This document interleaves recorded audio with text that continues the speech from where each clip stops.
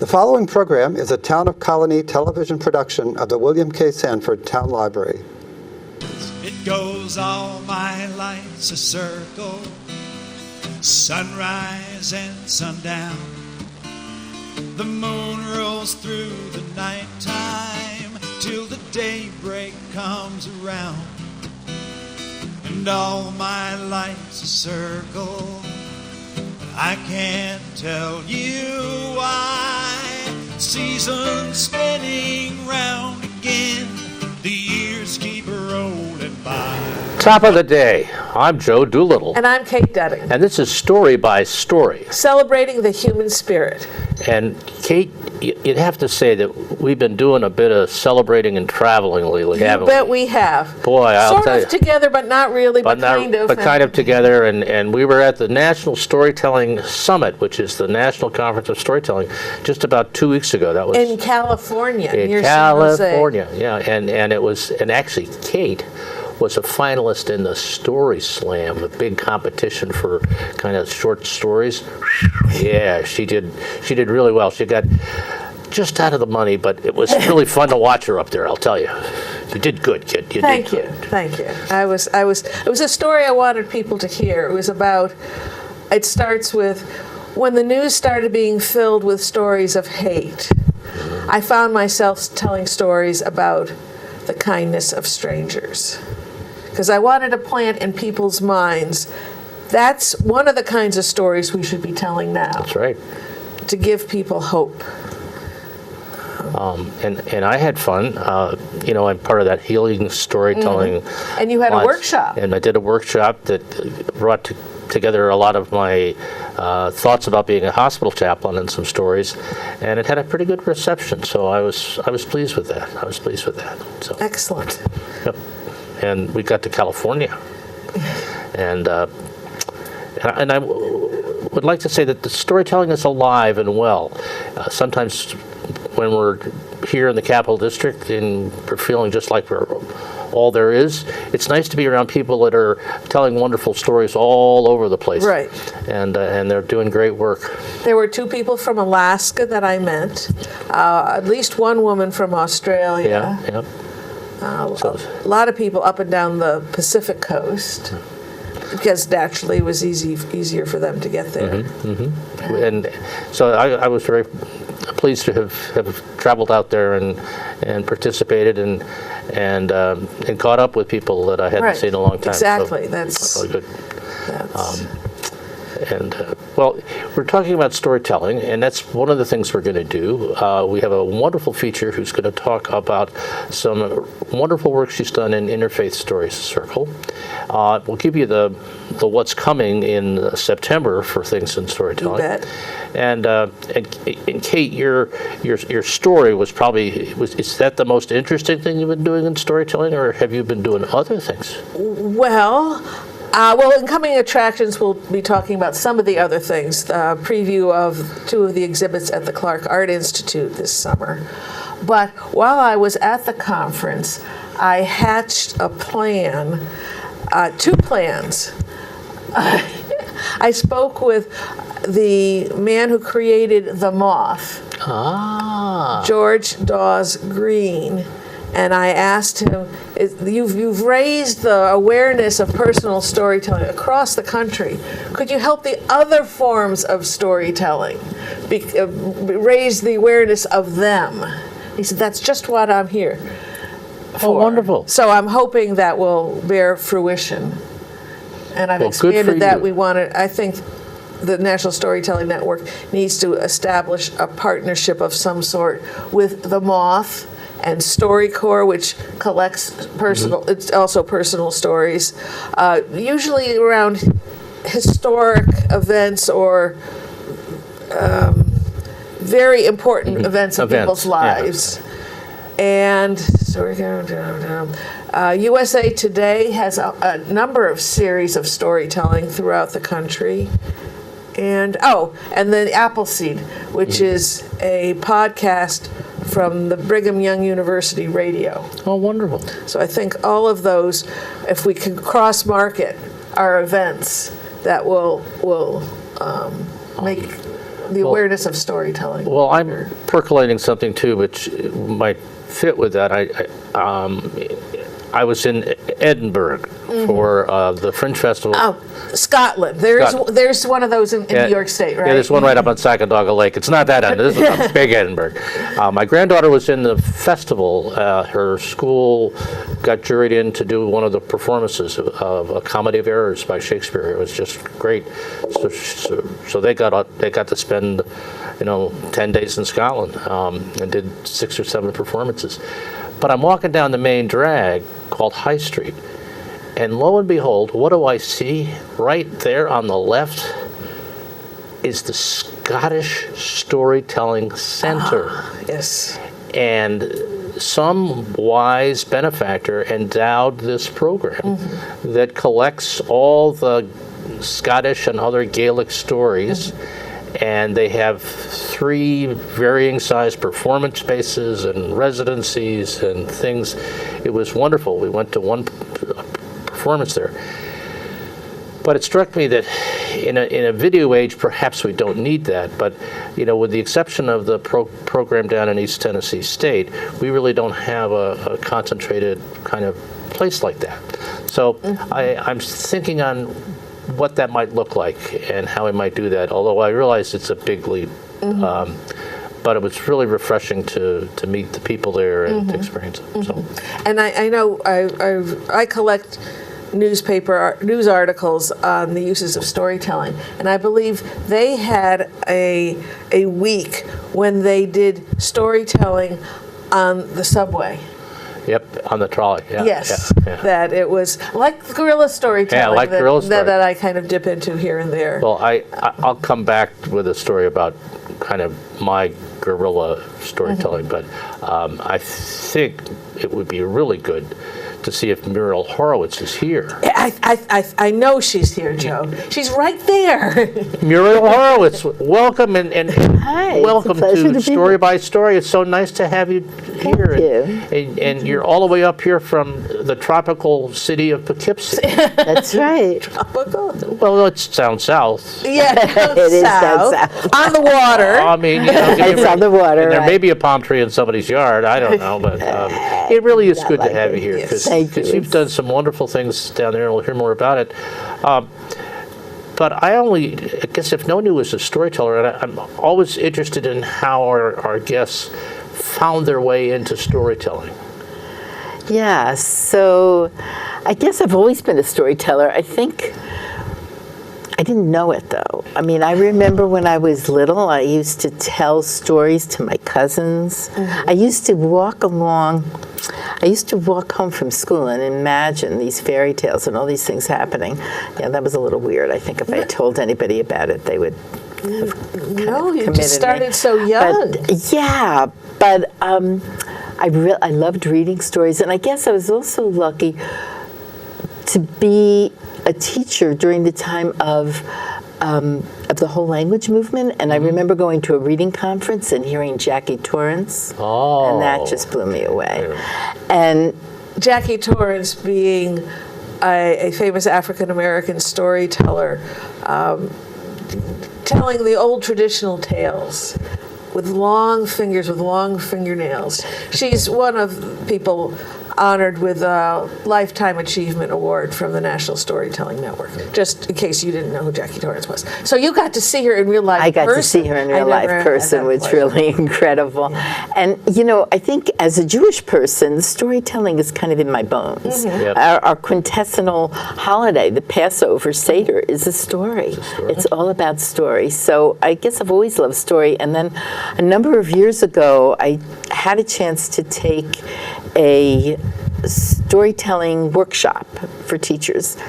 And it was the first time I actually put down the book and just told a story I had read many times. And it was magical. It was just magical.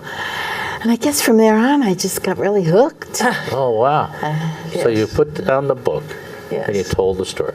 And you could always be in touch with your listeners. That's their faces give me so much energy when I'm telling stories. Yes. And when they nod their heads, Absolutely. I go, and sometimes I even say, "You know what I mean." Right, exactly. And I could never. I have a. Once I had to tell with my back to the group because I was in a bus and I just didn't want to. I didn't feel comfortable standing up facing my listeners, and that was horrible. Oh, that would be really hard. I Time-wise, it was good. We were on the way to an art museum, but for me, it was like at one point I said, "Are you still there? Are you listening?" Oh yes. Okay, good. It's good to know. So yes, putting down the book and looking is just. That's really is. what And theater it's- isn't usually. And the connection with the audience is they see it differently. You know, I always talk to the kids, especially, as seeing movies in their mind, and they don't do enough of that. Yes. So Yes. that's So yeah, the picture book is nice because it has the pictures, but you get a lot more brain activity if the people are making them the images in their mind. absolutely, Yeah, absolutely. it's part of the magic of stories. It is. And my barn will be different than your barn. You know, once there was an old barn. Well, so you tell one story, but everyone kind of hears their Here's own. it a little bit different. They see Yes. they see themselves in it. They see each other. Yeah. Right. They things from their lives. Things in their lives. Yeah. Exactly. Yeah. So, now, in addition to storytelling in schools, you've been involved in the interfaith storytelling work down in your area. Could you tell have. us more about that? Well, first of all, I have to say that I got started right here because Gert Johnson Okay. Right. invited me to come up and tell Jewish stories for one of the interfaith story circles about 17 years ago. And Lorraine Harton-Gilardi, another wonderful storyteller, she came with me, and I told my stories, and it was just a wonderful evening. And when we got home, Lorraine and I took a walk. It's always dangerous when we take a walk. You never know what's going to happen. But we started talking about, wouldn't it be cool if we could do that here? And we realized in Poughkeepsie there's an interfaith council. And so we approached the director then of the Interfaith Council and said, how would you like to have a story circle? And we've been going for 16 years. Wow, And isn't that it's amazing. We meet in all different places. So we've been at the Hindu Samaj, we've been at the mosque, we've been at all kinds of Catholic churches, Protestant churches, Unitarian. Unitarian, yes, we have a peace concert at the Unitarian Fellowship every year. Synagogues, the Buddhist temple, which is a very exciting place to tell stories. And it's wonderful. We sit around in a circle. The group there's kind of a core, and then there are periphery people that come and go. And maybe from the congregation. and where you are. right. So sometimes people from the congregation who know nothing about storytelling show up, and then they say, "Oh, this is fun. I'll come back next time." And there's nothing like when you know somebody's story. You know, they always say, if you know somebody's story, you see them in a different light. You can't hate them. You can't be. You see them differently. And so, I mean, we've just had so many amazing experiences. I always think of one, my friend from the Hindu Samaj, who's one of our core storytelling on our steering committee. We were at the mosque one day, and the theme was home, and people were telling all different stories about home. And at the end, when we always have some refreshments, which is another way to share stories, it turned out that she and this younger woman from the mosque were talking, and they realized they both grew up in the exact same town. One was India, one was Pakistan. Wow. And it was just an incredible aha, and they could talk about it, and they could say, yeah. So Wow. there's been some, And one was Hindu and one was Muslim. absolutely right. So. So there's just wonderful things that come out of it. Friendships, going out of your comfort zone, friendships that you wouldn't have expected to make. and it's opened up all kinds of doors for we have a peace concert every year at the Unitarian Fellowship, and we raise money for a community event. Not a community event, I'm sorry, for a community activity like the Hudson River Housing or the Coming Home Project, which is a project that happens in our community to take care of people who were recently incarcerated. And because of my work in the Interfaith Story Circle, I guess, I got involved with that. And I had a chance to help the people in this Coming Home Project to tell their stories. And that was just so powerful for me, talking about reaching out to a group that you didn't think that you would be able to, that you'd have anything to offer and that you really would connect with. And I've done this for 3 years now, and it is just amazing work. Makes me really want to do some more prison work, because these people have so much resilience and so they're just incredible human beings, the ones I've met. Did you have a chance to speak with Michael McCarty when you were? I did a little bit, and actually, Michael McCarty is an African American, and he does a lot of work in prisons, and I went over to him after the little panel that we had at this International Story Circle, and I said, so I'm thinking about working in prisons. I said, but do they want to hear from an old white woman? And he said, absolutely. He said, as long as you come with an open heart, they're anxious to tell you their story. And that's what I found with this small group of people, and they weren't all African American, they were a variety. Right. But Geraldine Buckley, who wasn't at that conference, I don't know if you've ever met her, but she worked for 5 years as a chaplain, the Protestant chaplain in a prison, a high security, maximum security prison in Maryland. Well, Lanny Peterson, another storyteller, she does some of that work, and she very generously shared some of her experiences and materials with me. So it's really just incredible. We'll come back to this as an idea, but I had a conversation with Michael and was so impressed by his documentary about his life. Oh, I have to see that. I missed it. And then the conversation that brought on. He was a Black Panther in the '60s, and they had a school breakfast program.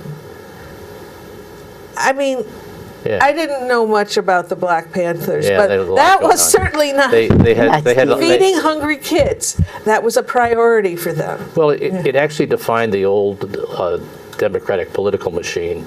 If you looked at what they did in terms of the social stuff, but I think in this technological age, we could arrange to have Michael's documentary shown, and then have Michael available to lead the discussion on Skype or some other technology, and you could bring together people in your community who are interested in thinking about how to take that idea on, and it would be a great spread strategy for Michael's ministry, because in a way that's what it is. So we'll talk about that. I would like to talk about that, because the other thing I'm involved in is this Race Unity Circle, and we've been bringing more and more story into this program, and that would fit perfectly. It would fit perfectly. So but because of the technology, you don't have to just do it in one place at the same time. Right, because Michael's way over in California. Michael's in California, but and even like this video gets a lot of hits on our website when people are looking for whatever the topic is. Right. So, and there are over 100 subsubscribers actually. Right. To this channel. So that's a really good idea to talk about it off camera, because you guys really aren't that interested until we get it done. And you know what I'd like to hear?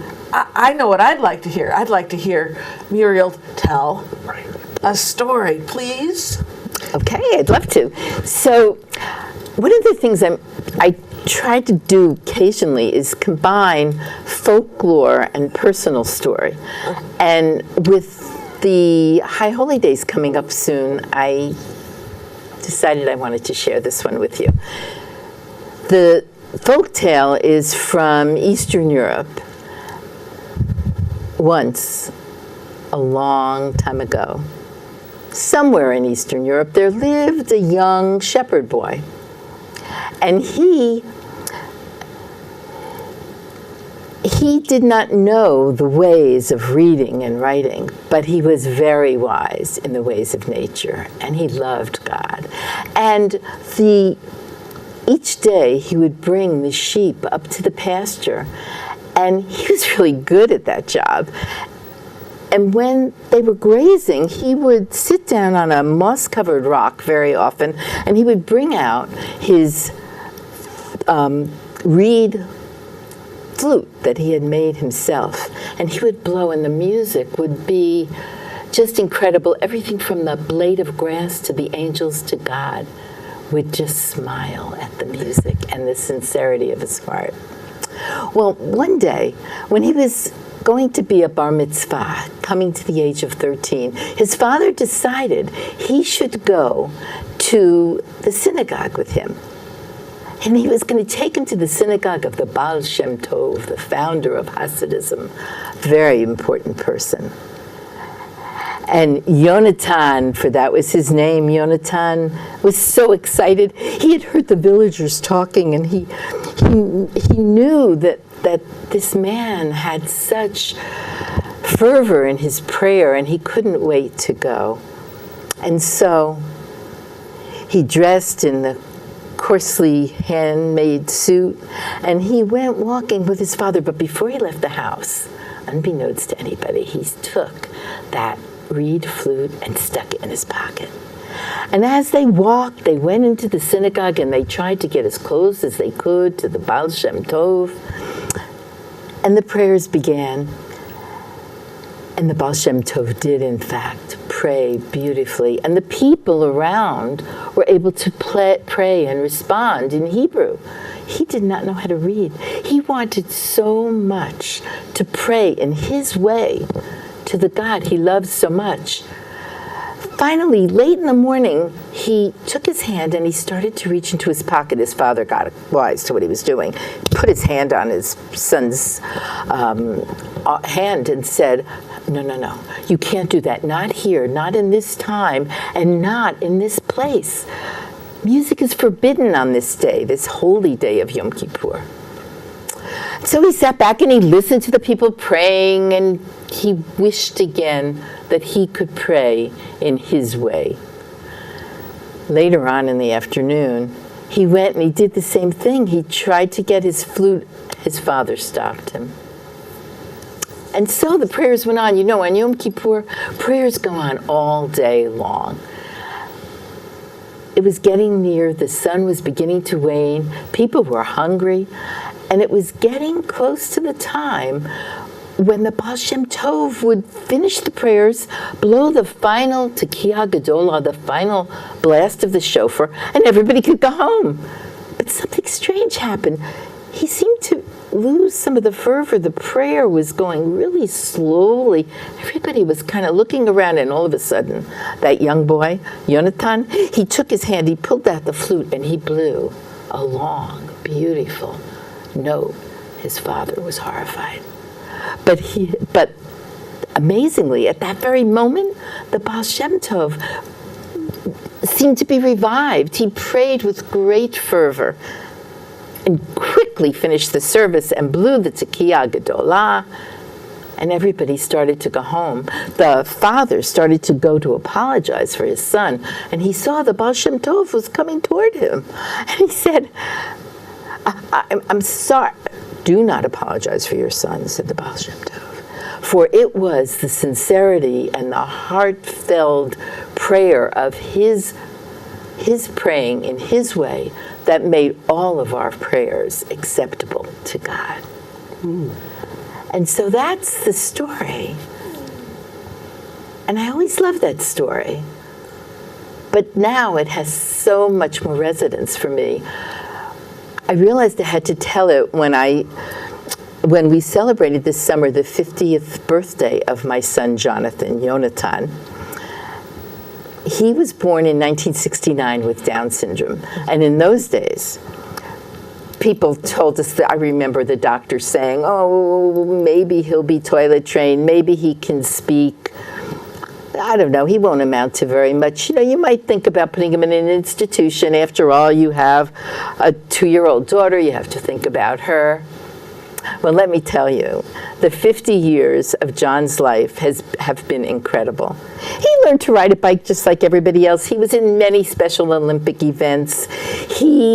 About 20 years ago, he got a coach helped him, and he completed the New York City Marathon, which is something I could never do for sure. And he used to ride his bike to work. He owns his own condominium. He volunteers in many, many different ways. And he lives a full, productive life. But his shofar blowing, that really represents him in a special way. So when he was an older teenager, he had an opportunity to study with one of the leaders of our congregation and learn how to blow shofar. We took him down to New York City, to the Lower East Side, and he tried many different shofarot.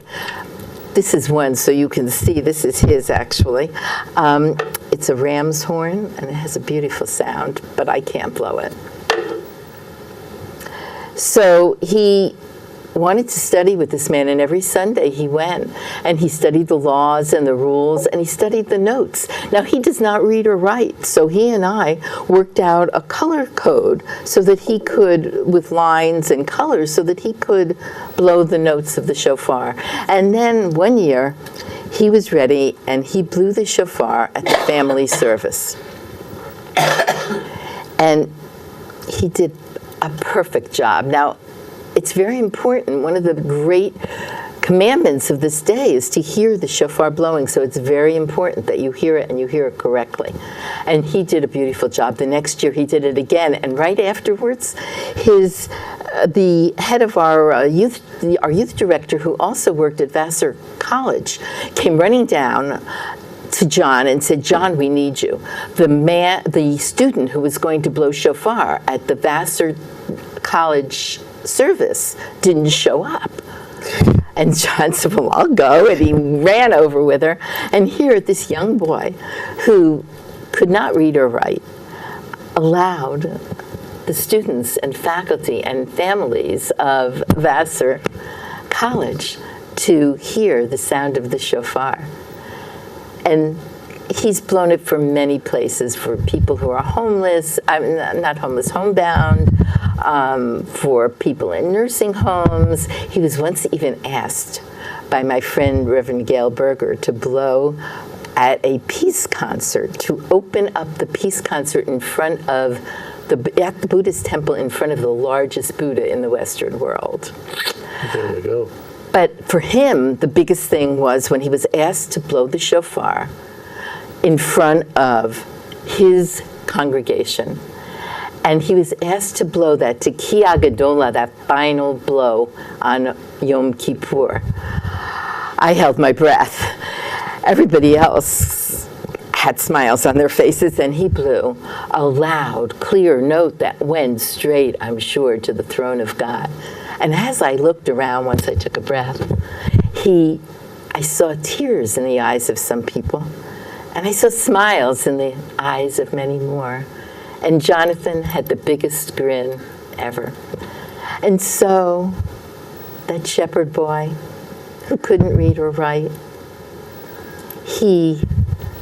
his prayers made all the prayers go up to heaven. And that's the story. Oh, Muriel, that was beautiful and artful and just wonderful. Thank you. Coming from you, it feels good. I gotta tell you. And you know, what a loving, supportive family you must have been and are for Jonathan. And in other words, that kind of talent doesn't get developed on its own. So congratulations. And confidence. Confidence, yeah. The confidence, yeah. But you know, it takes a village. It was really interesting at his birthday party. There were kids that he had grown up with that came for the party.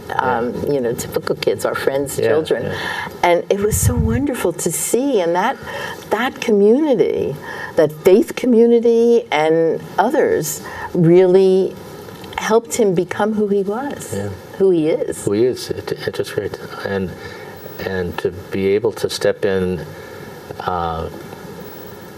at Vassar, which was not a known place for him, and just take it away. Oh, yeah. Wow. Right.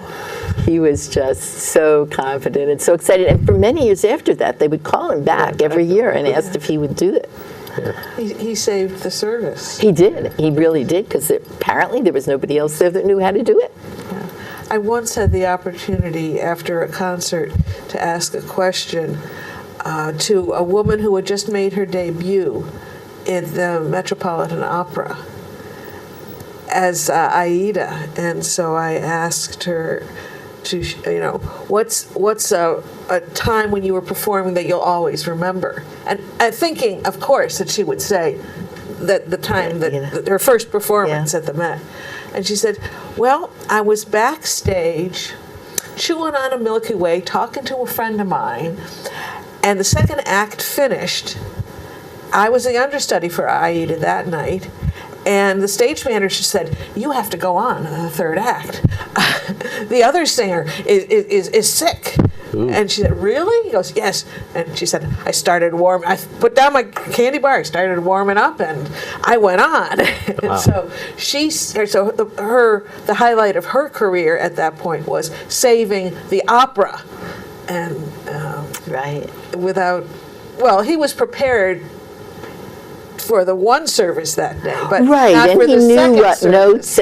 But I was a little worried because he had to do a lot of the blowing. There's actually 100 notes during the course of the service, and this was on Rosh Hashanah, not on Yom Kippur. So on Yom Kippur, it's just the one long long note. But on Rosh Hashanah, there are various points, and there are 100 notes that get blown, and they have to be done in a specific order. And we had our little cheat sheet with the color codes, and he just blew us all away. Yeah. You stirred a memory for me. In our church in Schenectady, the First Reformed Church, we have an exchange with Temple Gates of Heaven. It's a Reformed congregation. And when I was a teenager, the rabbi was a fellow by the name of Michael Senses. He was Hungarian and had come out of Hungary just before the Holocaust as a kid. And he was just a wonderful storyteller. We had a pulpit exchange, so he left an imprint. And he played the shofar in service, and he played the shofar a couple of times.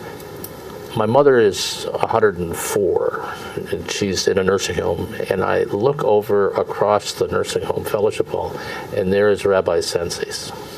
Now, he's infirm, and his daughter's there, but I go over and I introduce myself, and I said, First Reformed Church, and I said, I remember you telling him stories, preaching, and playing the shofar. He says, you remember the shofar? Interesting. Everybody remembers the shofar. It was just the way he said it.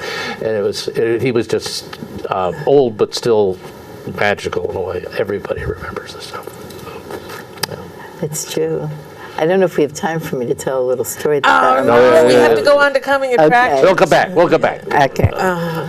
Okay. So coming attractions in September. First is an event that I'll be giving on Thursday, September 5th at 1 p.m. at the Clifton Park Half Moon Public Library. It will be a preview of 2 of the summer exhibits at the Clark Art Institute in Williamstown, Massachusetts. They'll still have a couple of weeks for one exhibit and then the whole month for another one. One of the exhibits is Renoir, The Body, the Senses, and it's a retrospective of him painting nudes from the first one that was accepted at the Salon in Paris, which was the big place to do your thing in his time and day, to a year before he died in his 80s. Plus the people who influenced him, and they have a picture of the first picture he loved at the Louvre. It's a little one, but it's from 1714. Wow. And they allowed it to be shipped over to Williamstown and exhibited. And so the people that influenced him and the people whom he influenced, including several Picassos. And you would think, Renoir, Picasso? Picasso owned over a half a dozen Renoirs. So, yes, he was very much influenced. So I'll be giving a preview of that exhibit, and if you come, you'll get a handy-dandy little handout that you can take with you with the exhibit with quotes that I have from Renoir. I always find, especially with artists, I want to find out why they were doing their work, what was on their minds. And So this kind of program is in lieu of doing guerrilla storytelling Right. next to a picture. Right, So- right. This is, and then another exhibit they have this summer, a smaller one, is Ida O'Keeffe, Escaping Georgia's Shadow. One of the younger sisters of Georgia O'Keeffe, who didn't go to art school until she was in her 40s, early 40s, and then when she graduated from Columbia University, it was the Depression. And she had a heck of a time finding a job. She moved 13 times in 10 years, filling in for people. Because during the Depression, if you had a good job, you didn't give it up. You might have to take a sabbatical or health issues. So she didn't have the opportunity to develop her art the way Georgia O'Keeffe did with her lover and then husband, Alfred Stieglitz, the photographer and gallery owner, and very influential in the New York art world. So I love both of these exhibits, and if you haven't seen them, or if you have and you want to find out some more information about them, please come to hear my preview. And you also get a handy-dandy little sheet on the Ida O'Keeffe exhibit. So that's the first storytelling event.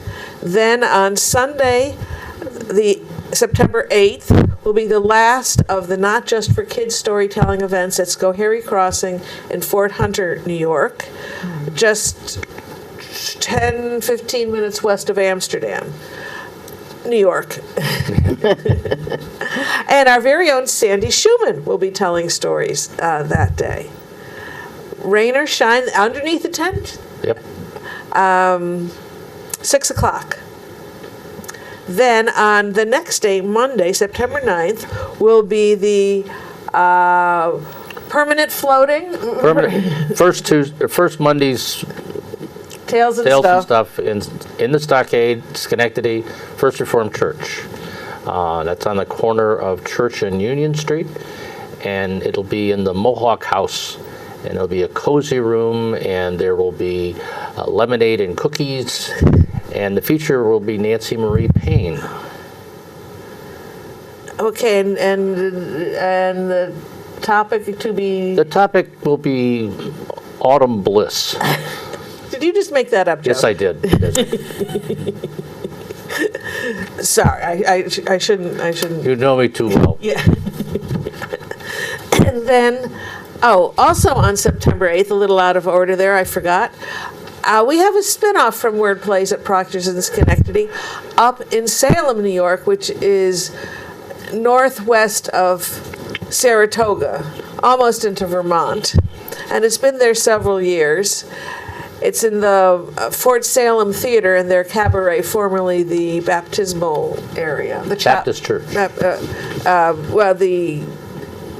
A small room, Yep. a lovely small room. The topic is hope. And Siri Allison, Betty Cassidy, myself, Margaret French, Marnie Gillard, Rock Kaufman, Nancy Marie Payne, and Susan C. will be telling stories of hope up in Salem. Then, as Muriel mentioned, the Interfaith Story Circle will be meeting on September 12th at the First United Methodist Church of East Greenbush, which is the church where Fran Berger, the featured teller, attends. And she'll be telling stories of endings and beginnings. As the description is, an ending is often a beginning also. The end of the end is the beginning of the next beginning. So those are interesting stories. Then we'll have Hope at Proctor's on Sunday, September 15th at 2 p.m. in the underground, or also known as the Hearst Education Center, or perhaps it had been the bargain basement of the Carl Company when that was there, underneath the box office area, with Some of the people who told up at Salem and others: Siri Allison, Claire Beetlestone, Betty Cassidy, Joe Doolittle, Marnie Gillard, Claire Nolan, Nancy Marie Payne, and Sandy Schumann. So that'll be the debut of our 13th season at Proctor's. Then on Tuesday, September 17th, everyone's still awake here? Yes. I am. Yes. I'm listening attentively. Right here at the Colonie Town Library will be our monthly meeting of Story Circle of the Capital District, where people have a chance to share works in progress and get as much or as little feedback as they desire. 6 to 8 p.m. And if you're watching and are curious about what happens at a storytelling event, this is a good introduction. So we encourage you to show up, be welcomed, and listen or tell a story. Yes. Maximum 10 minutes length for stories, and please, no reading of the stories telling. We want you to experience looking into the eyes of your audience. Then on Sunday, September 22nd, up in Saratoga Springs, is the annual Saratoga Native American Festival, organized by the Brew Shacks, in Congress Park, 9:30 a.m. to 7 p.m. And Tom Porter will be giving at least the final blessing. And Tom Porter is the sachem of the Kanashareke, which is the new Mohawk presence in the Mohawk Valley, about 15 years, just west of Amsterdam on the north side of the Mohawk River. So that whole development is a good story, and Tom is a wonderful, wonderful spirit. And you can find out more information at their website.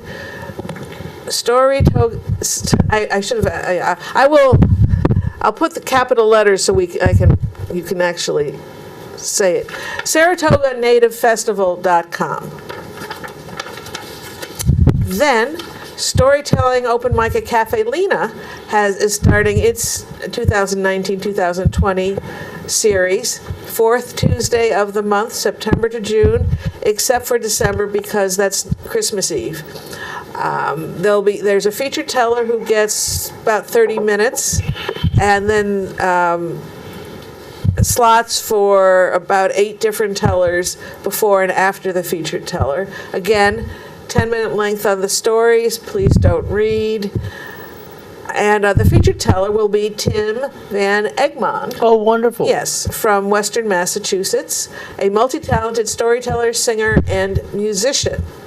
Well worth the modest fee. And if you're a student, it's free. Seniors, you still have to pay the full $5. Oh. New tellers always welcomed. I have to write Timmy and see if he wants to stay at my house. Yes, and then just some reminders of our whole season at Proctor's. We'll have 5-word plays and a celebration. And you can see our topics: hope, turning points, kindness, sticky situations, and lemons to lemonade, which is also a little sticky. And then celebration will be on Sunday, November 17th in the GE Theater. Topic: mountains, actual and virtual. If you want stories on demand, go to storycircle@proctors.org and click on YouTube. You can get over 200 stories there. And if you'd like to watch any of our TV shows, you can get them on demand too. Go to storycircle@proctors.org and click on Story by Story. Wow. I don't know how you can do that, Kate, and not be out of breath. I think I'm just so impressed. Pretty big portfolio, I must say. Yes. Not, we don't organize all of these by any means. Right. But especially the Native American Festival, I happened to find out about that through various things. But we only have 15 minutes left. Oh dear. So, back to Muriel, and maybe, I know you are also interested in storytelling and how that helps learn literacy, and with young children in and out of the classroom. So could you give us just a smidgen of that and then tell the story? So as a retired teacher, I certainly understand, and as I work with kids, there's every single standard in the language, almost every single standard in the language arts set of standards, and many in the social studies, can be taught through through story. And when it's taught through story, kids get it. And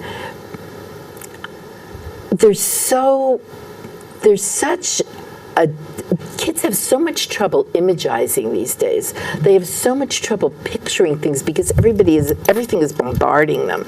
And when they can actually sit back and hear a story and see face to face and picture that story, there are so many follow-up activities you can do, so much. When they tell their stories, you're valuing them and you're valuing their learning and you're valuing their culture.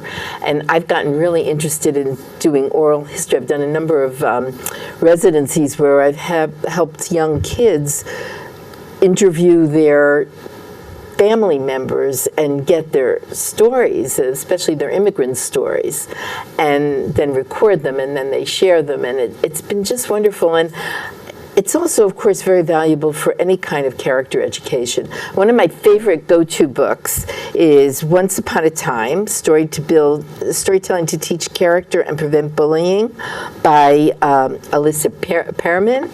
And the story I want to share with you, if I may, is a story that comes from this book. It's a German folktale, and she says it's primarily for young children. But I think in this day and age today, it's a story every one of us needs to hear. So with your permission, I'd like to tell you that one. So I want to just tell you one other thing. I do a lot of volunteering in an inner city school in the city of Poughkeepsie, and there's a large African-American population, but there's also a large Latino community. And so while I'm definitely not bilingual, I try often in my storytelling to interject some Spanish because I think it relates to the kids, and you can see in their faces that recognition that, oh, she knows something about my culture. She respects my culture. She respects me. So I'm going to do that as I tell this story. So había una vez, vivía tres mariposas hermosas. Once upon a time, there lived 3 butterflies. There was one butterfly with big red wings, alas rojas. And there was a medium-sized butterfly with yellow wings, alas amarillas. And there was a little butterfly with little white wings, alas blancas. And the 3 of them were best friends. They lived together in the hollow of a tree, and they flew. They would fly each day over the meadow, over the grass, and into the flower garden. And in that flower garden, there were beautiful flowers of all colors. The mariposas, the butterflies, loved those flowers. They loved to see them, they loved to smell the wonderful scents, and they loved to suck the nectar. One day they were having so much fun, they forgot to look up in the sky. A dark cloud was coming, and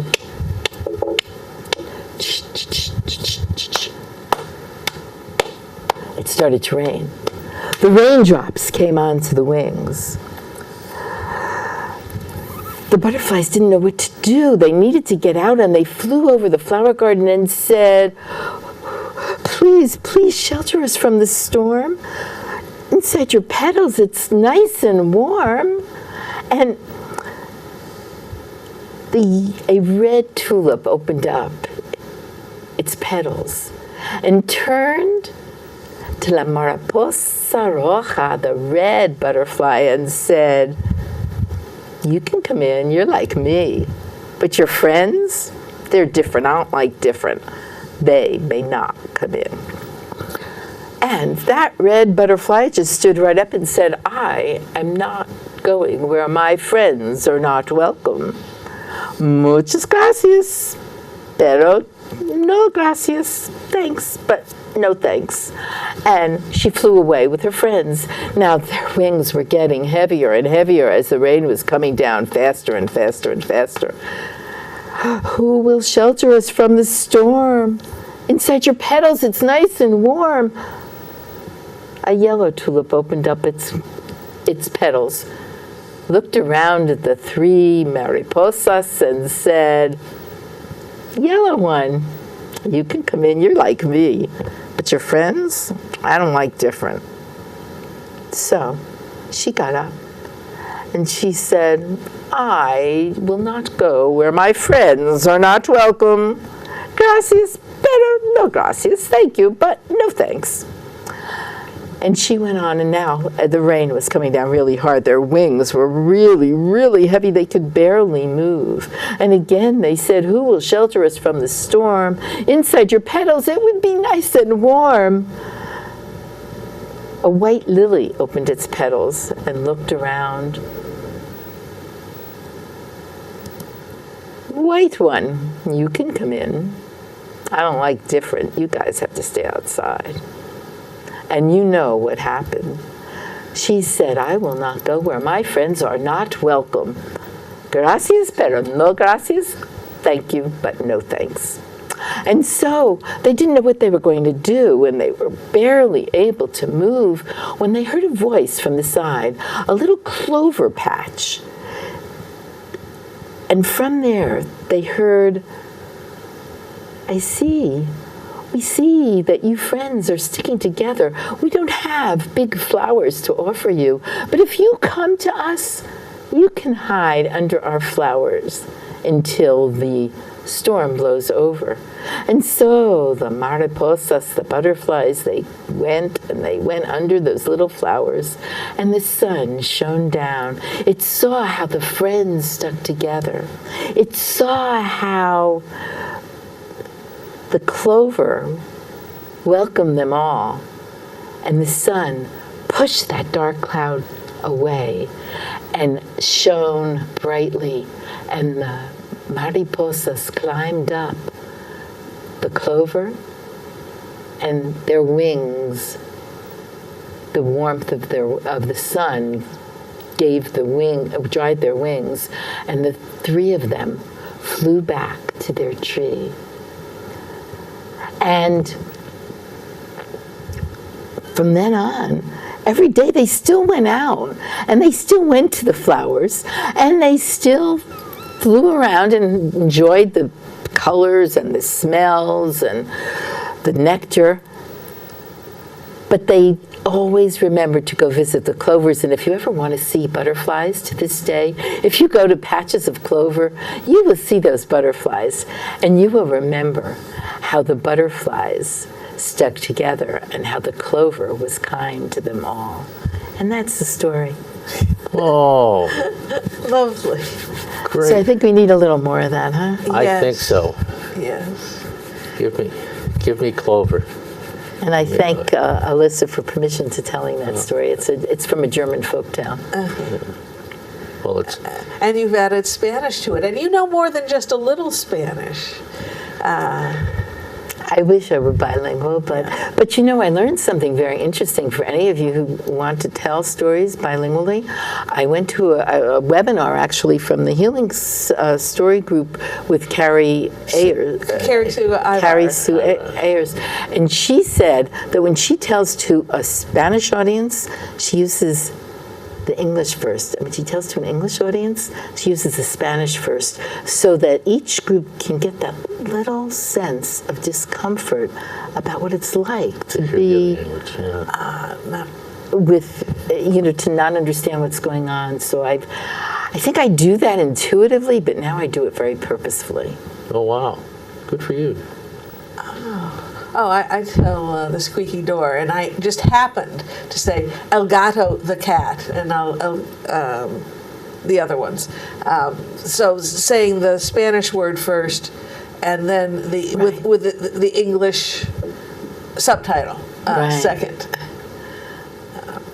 But that was just happenstance. Yeah. Well, I knew enough Spanish, so I knew what a mariposa was, so I knew what the story was about. But after that, Yeah, and you notice that after a while I could use Mariposa or Butterfly. I didn't need to use Right. both because everybody, whether they're Spanish speaking or English speaking, Yes. knew the word. Right. Yes. So, yeah. Yes. Good. Yes. Just lovely. And yes, Alyssa Permain has that collection and another collection, With- 52 Doorways to the Soul. To the soul, yes. And Yes. they're beautiful. Very short stories, but very wise stories from all different cultures.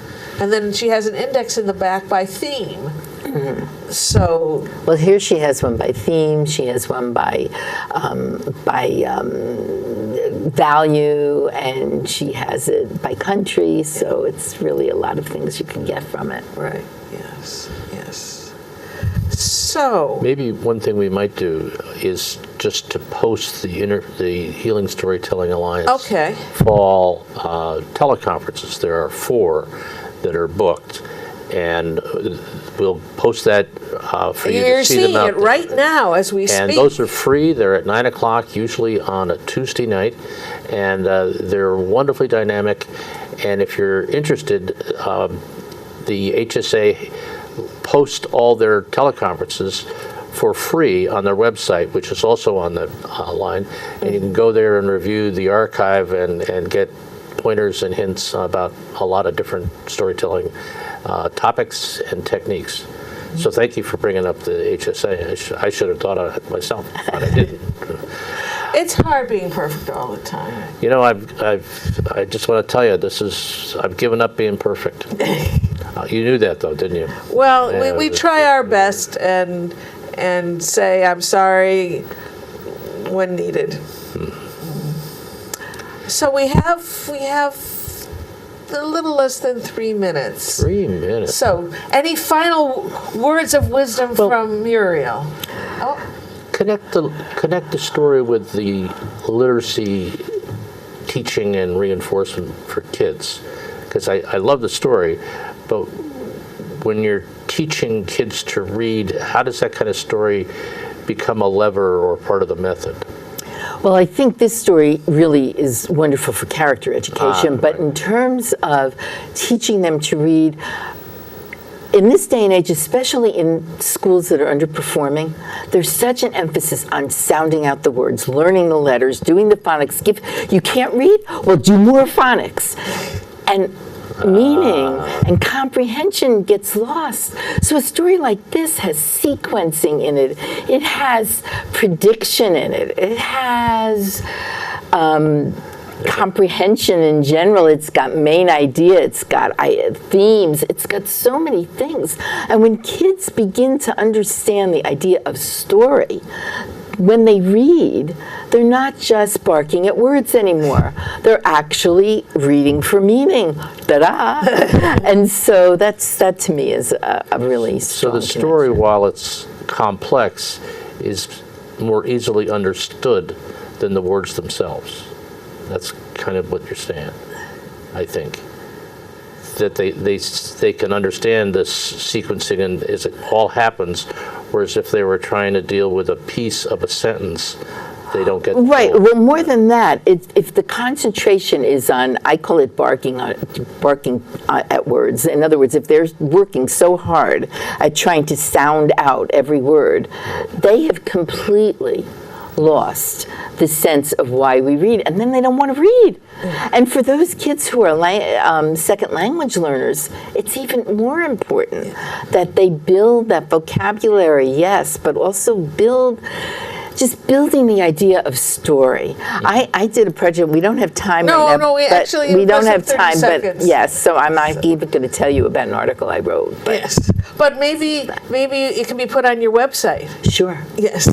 That's a great idea. So Okay, go to thank our you. website. I'm her webmaster. Okay, we have 10 seconds to say thank you for coming. We hope you come again. Hope to see you at a storytelling program. And thank you, Muriel, for driving up from Poughkeepsie. You're welcome. It goes all my life's a circle, sunrise and sundown. The moon rolls through the nighttime till the daybreak comes around. And all my life's a circle, I can't tell you why. Seasons spinning round again.